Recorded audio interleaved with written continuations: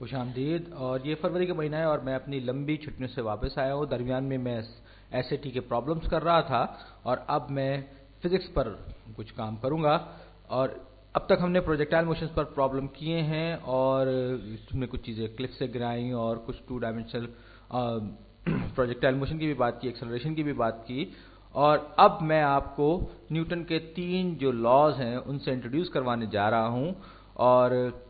دراصل یہ جو لاز ہیں اس سمجھ لیجیے کہ ان کا تعلق جو کچھ ابھی تک ہم نے کیا اس سے بہت گہرا ہے, لیکن اب ان کو ہم بیان کرنے جا رہے ہیں. تو یہ نیوٹن کے جو 3 قوانین ہیں, 3 لاز جو ہیں, یہ ساری کی ساری جو کلاسیکل فزکس ہے یہ اس کی بنیاد ہیں. اور انٹرنیٹ پر آپ دیکھیں گے تو ان کو نیوٹنز 3 لاز آف موشن اور نیوٹنز لاز آف گریویٹیشن اور معلوم نہیں کس کس نام سے ان کو کہا جاتا ہے. باہر نیوٹن کے 3 لاز ہیں جو کہ حرکت سے تعلق رکھتے ہیں. اور ان میں سے پہلا جو لا یا پہلا قانون جو ہے وہ یہ کہتا ہے کہ اگر کوئی چیز, کوئی آبجیکٹ وہ ریسٹ پر ہے, ایٹ ریسٹ ہے, تو وہ ہمیشہ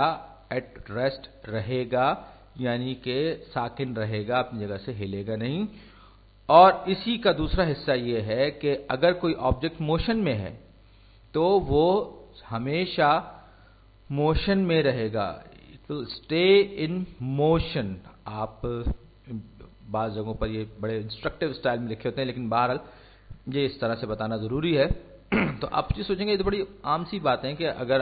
میں اپنے صوفے کی طرف دیکھوں, یہ رکھا ہوا ہے اور میں دیکھتا رہوں تو وہ ایٹ ریسٹ ہی رہے گا کیونکہ وہ ایٹ ریسٹ ہے. تو it will continue to be at rest, وہ ایٹ ریسٹ رہے گا. اور اسی طرح سے اگر آپ ایک کار کو دیکھیں جو کہ سڑک پہ جا رہی ہے,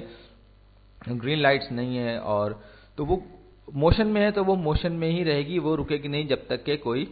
اس کو بریک لگا کے اس کو نہ روکا جائے تو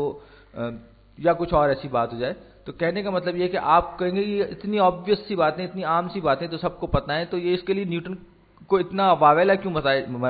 بنایا جاتا ہے, اتنا واویلا کیوں مچایا جاتا ہے. تو بھائی آپ یہ سوچئے کہ 17ویں صدی میں, 17th سینچری میں, جب یہ سب کچھ اتنی ایجادات نہیں ہوئی, اتنا سب کچھ نہیں تھا, تو نیوٹن نے یہ سب باتیں سوچیں. اور اب فرض کر لیجئے کہ آپ یہ کہتے ہیں کہ آپ نیوٹن کے پاس جا کے کہتے ہیں کہ جی تمہارے تو یہ لاز غلط ہیں, یہ دیکھو میرے پاس ایک سیب ہے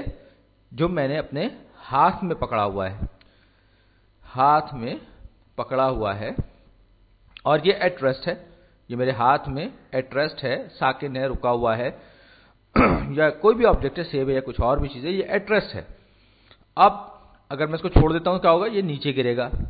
تو نیوٹن آپ سے کہے گا, آپ نیوٹن سے کہیں گے کہ جی میں نے تو تمہارے اس لا کو غلط ثابت کر دیا. تو نیوٹن یہ جو ایپل ہے اس پر آپ کے یہ لا اپلائی نہیں ہوتا کیونکہ میرے چھوڑتے ہی تو نیچے گر گیا. تو نیوٹن کہے گا کہ نہیں, ایسی بات نہیں ہے, کیونکہ آپ پر اور سیب پر دونوں پر ایک فورس ایکٹ کر رہی ہے جس کو فورس آف گریویٹیشن کہتے ہیں, اور آپ کے چھوڑتے ہی اس فورس آف گریوٹی نے اس کو کھینچ لیا زمین کے نیچے کی طرف. اور یہی وجہ ہے کہ یہ لا جو ہے یہ صحیح ہے, اور یہ اس کنڈیشن میں صحیح ہے جب کہ کوئی فورس ایکٹ نہ کر رہی ہو. تو آپ کی کہیں گے کہ بھائی تم تو یہ نئی فورسز ایجاد کرنے بیٹھ گئے. اور تو اس زمانے میں اسپیس ٹریول وغیرہ جیسی کوئی چیز نہیں تھی. اس زمانے میں نیوٹن نے ان کنڈیشنز کا سوچا جہاں پر زمین کے نارمل حالات اپلائی نہیں ہوتے تھے. اب فرض کر لیجئے کہ اگر میں اسی ایکسپیریمنٹ کو اسپیس میں آربٹ چلے ڈیپ اسپیس میں اس کو آزمانے کی کوشش کرتا ہوں جہاں پر میں بالکل اسٹیشنری ہوں ود رسپیکٹ ٹو ایپل, میں اور ایپل ایک دوسرے کے حساب سے اسٹیشنری, اور میں پھر وہاں پر ڈیپ اسپیس میں اس ایپل کو چھوڑتا ہوں تو اس پر کوئی فورس ایکٹ نہیں کرے گی, تو وہ جہاں ہے وہ وہیں رہے گا. اور اسی وجہ سے نیوٹن کا لا جو ہے وہ اتنا امیزنگ ہے کہ اس نے اس زمانے میں, جبکہ ہمیں ڈیپ اسپیس کے بارے میں بہت زیادہ نہیں پتا, نہ ہم وہاں گئے تھے, اس حالت میں بھی اس نے گریوٹی جیسی چیزوں کے بارے میں تھیورائز کر لیا تھا. اور اس نے کچھ ایسی کنڈیشنز کے بارے میں بھی غور کیا تھا کہ جہاں پر کوئی فورس یا کوئی نیٹ فورس ایکٹ نہیں کر رہی ہوگی ایپل پر یا کسی بھی باڈی پر, کسی بھی آبجیکٹ پر. اسی طرح اگر یہ کہا جائے کہ کوئی آبجیکٹ جو ہے وہ موشن میں ہے, حرکت میں ہے, تو وہ ہمیشہ حرکت کرتا رہے گا. تو اب یہ بات بھی بالکل انتہائی احمقانہ اور غیر معقول لگتی ہے. فرض کیجئے کہ میں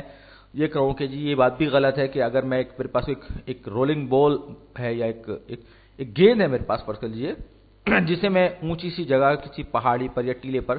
پھینکتا ہوں اور لڑکاتا ہوں تو وہ جا کے بالکل اسٹیشنری حالت میں یا تو بالکل رک جائے گی یا پھر ہو سکتا ہے رول بیک کرتی ہوئی واپس آ جائے، لیکن دونوں صورتوں میں بہرحال وہ موشن جو ہے اس کی رکے گی، کہیں نہ کہیں آ کے وہ رک جائے گی. یا اگر آپ ایسی کسی میدان میں گیند کو پھینکیں تو وہ گیند جو ہے وہ کچھ فٹ دور جانے کے بعد جو ہے وہ رک جائے گی، اور آپ یہ کہیں گے لو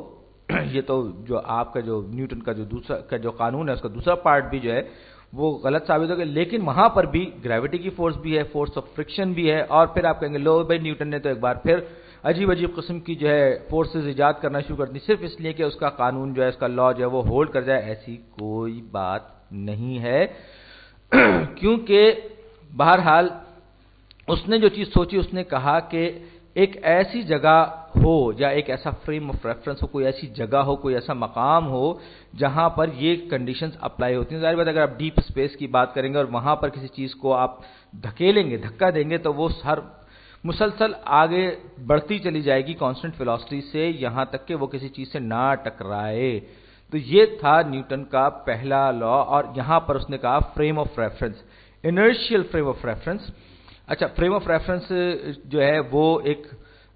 نیوٹن نے ہی خود ایجاد کیا تھا کہ فریم آف ریفرنس میں اس نے یہ کہا کہ انرشیل فریم آف ریفرنس یا کوئی بھی فریم آف ریفرنس فزکس میں جب ہم بات کرتے ہیں تو وہ ہوتا ہے کہ کوئی چیز ریلیٹو ٹو آبزرور کیا ہے. یعنی کہ اگر میں زمین کے حساب سے موو کر رہا ہوں یا کسی گاڑی کے یا کسی اسٹیشنری آبزرور کے حساب سے موو کر رہا ہوں تو یہ میرا فریم آف ریفرنس ہوگا. اور انرشیل فریم آف ریفرنس وہ ہوتا ہے کہ جس پر کوئی نیٹ فورسز یا ایکٹ نہ کر رہی ہوں، یعنی کہ اس کے اندر کوئی ایکچوئل یا کہ کوئی یا تو کوئی فورس نہ ہو یا کوئی نیٹ فورس ایکٹ نہ کر رہی ہو. اور اس انرشیل فریم آف ریفرنس میں یہ ساری کی ساری کنڈیشنز جو ہیں یہ ہولڈ کریں گی یہ ساری کی ساری باتیں کہ اگر کوئی چیز ایٹ ریسٹ رہے گی اور اگر موشن میں ہے تو ہمیشہ موشن میں رہے گی. تو میں ان چیزوں کو بہت زیادہ بتا کر آپ کو کنفیوز نہیں کرنا چاہتا. تو کہنے کا مطلب ہے کہ ہم انرشیل فریم آف ریفرنس میں نہیں ہوں گے تو یہ سب چیزیں اپلائی نہیں ہوں گی، بلکہ اس کے لیے ہمیں انرشیل فریم آف ریفرنس چاہیے ہوگا. اس کو آپ اگر سمجھنے کی کوشش کریں، یہ آپ کے پاس ایک چھوٹا ٹرک ہے جس میں کہ اندر جو ہے یہ ایک ڈائس پیئر لٹکا ہوا ہے،